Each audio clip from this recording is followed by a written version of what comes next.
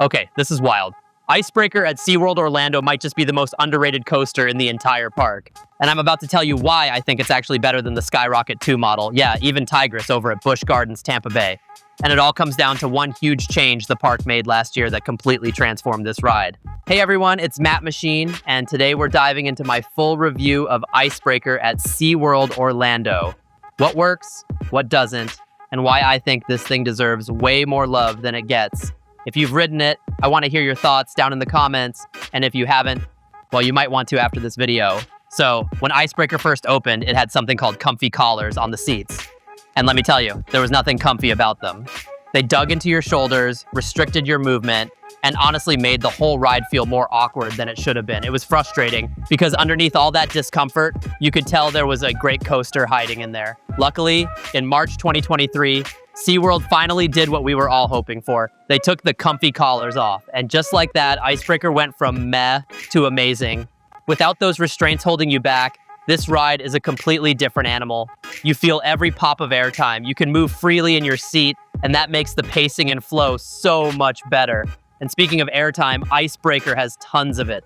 For a ride the park calls a family coaster, it really packs a punch. Honestly, I'd call it a thrill coaster. You've got that swing launch right at the start, my absolute favorite element, where you're rocketing back and forth, building speed with every pass until you launch into that twisted top hat. The airtime you get on those launches is insane, especially in the back row. Now here's where I get a little opinionated. Premier Rides, the manufacturer of Ice Breaker, should have been cloning this model, not the Skyrocket 2. Don't get me wrong, I've ridden Tigris at Busch Gardens Tampa Bay, and it's fun. But if I had to choose between a Skyrocket 2 and Ice Breaker, I'm taking Ice Breaker every single time. It's more unique, it's more comfortable now, and it gives you a better mix of airtime and laterals. Plus, it doesn't have that awkward comfort collar situation holding it back anymore. Honestly, Busch Gardens, if you're listening, take those collars off Tigris and watch the ride instantly get better. So here's the bottom line. Ice Breaker is one of those coasters that people slept on when it opened, mostly because of those awful restraints. But now, it's a hidden gem in SeaWorld's lineup. Between the swing launch, the airtime, and the overall pacing, it's become one of my go-to rides at the park. If you've been avoiding it because of the early reviews, give it another shot. You might be surprised at how good it's become. And if you've already ridden it post-2023, you know exactly what I'm talking about. All right, that's my review of Ice Breaker at SeaWorld Orlando. Now I want to hear from you. Have you ridden Ice Breaker? Do you think it's better than the Skyrocket 2 model, or am I crazy?